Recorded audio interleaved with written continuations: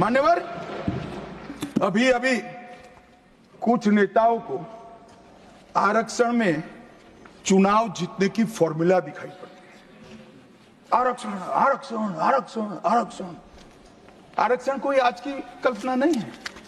हमारे संविधान मान्यवर, अभी अभी कुछ नेताओं को आरक्षण में चुनाव जीतने की फॉर्मूला दिखाई पड़ती है। आरक्षण आरक्षण आरक्षण आरक्षण आरक्षण कोई आज की कल्पना नहीं है।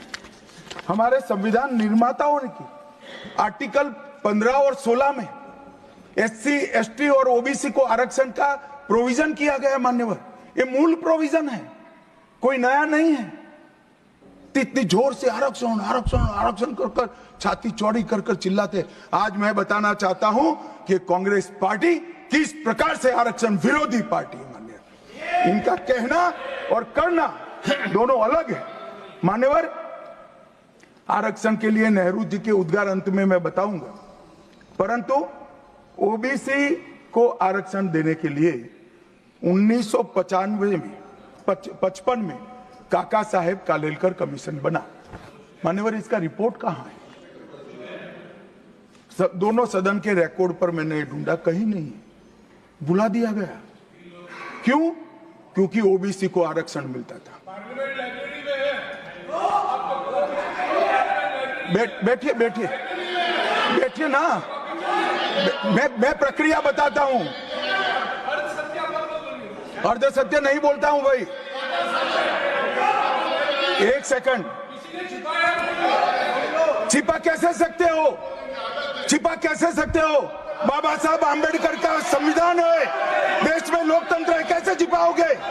मान्यवर, कोई भी रिपोर्ट आता है, कोई भी रिपोर्ट आता है, अरे सुनो, अब कोई भी रिपोर्ट आता है उसको कैबिनेट के सामने रखना पड़ता है। फिर इस पर कार्यवाही जो की उसकी रिपोर्ट के साथ संसद के सामने रखना है। सही कह रहे हैं, उन्होंने संसद में लाने की जगह पुस्तकालय में रख दिया। ओबीसी का आरक्षण इन्होंने लाइब्रेरी में रख दिया। और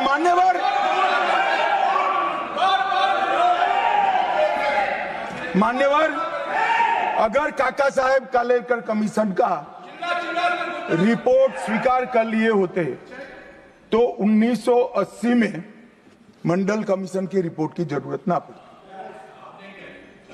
मंडल कमीशन का रिपोर्ट कमीशन ही इसलिए बनाया गया क्योंकि काका साहेब कालेलकर कमीशन का रिपोर्ट स्वीकारा नहीं, और 80 में मंडल कमीशन का भी रिपोर्ट आ गया।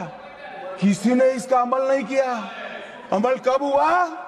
जब 90 में इनकी सरकार गई तब अमल हुआ। और मान्यवर, तब तक मंडल कमीशन के रिपोर्ट को भी ठंडे बस्ते में डाल दिया गया। 90 में, अरे सुनिए मान्यवर,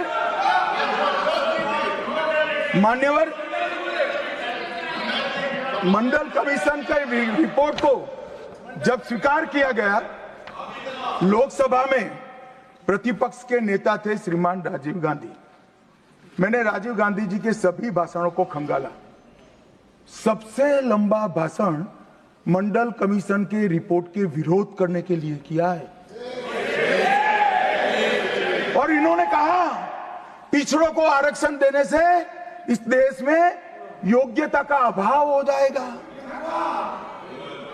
अब ये तो आपके विचार है। मान्यवर, राजीव गांधी की स्पीच भी, श्री राजीव गांधी की स्पीच भी लोकसभा के रिकॉर्ड पर पड़ी है। लाइब्रेरी में आप जाते हैं, लोकसभा की स्पीच निकलवा कर नहीं पढ़ते। जयराम जी, पढ़ लीजिए एक बार। और नरेंद्र मोदी जी ने क्या किया? मान्यवर, ओबीसी कमीशन को नरेंद्र मोदी जी ने मान्यता दी, पिछड़ा वर्ग का सम्मान किया, नेट, नीट, जेई, उसमें ओबीसी का आरक्षण किया। और इन्होंने क्या किया? अभी भी ये तो सब नेहरू जी, इंदिरा जी और अब भी चलता रहता है। एक इन्होंने क्या किया? झूठ बोलना शुरू किया कि हम आरक्षण बढ़ा देंगे, आरक्षण बढ़ा देंगे, आरक्षण बढ़ाना चाहिए, आरक्षण आरक्षण 50% से ज्यादा बढ़ा, ये क्यों बढ़ाना है मैं बताना चाहता हूं। मान्यवर, झूठ नहीं, असत्य, झूठ की जगह असत्य। चले मान्यवर, आपने भी क्रिएट किया था असत्य। खड़गे जी की बात को स्वीकार कर लेता हूं, उन्होंने झूठ नहीं बोला, वो सत्य से परे बोले हैं, वो नहीं बोलना चाहिए। मान्यवर, इन्होंने 50% से ज्यादा आरक्षण करने की वकालत की।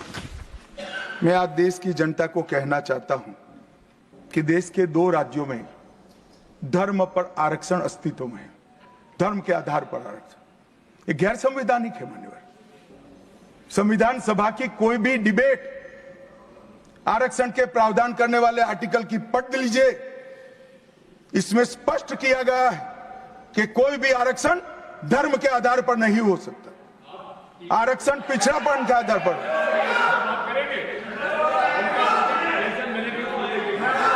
मान्यवर, मगर दोनों राज्यों में जब कांग्रेस की सरकार थी तब धर्म के आधार पर आरक्षण दिया।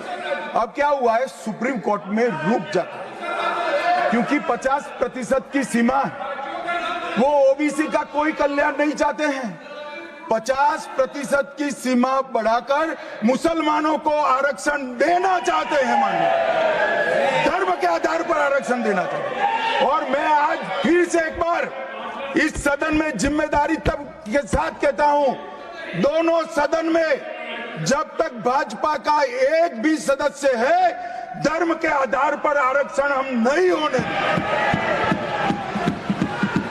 इस संविधान विरोधी मान्यवर, मैं अब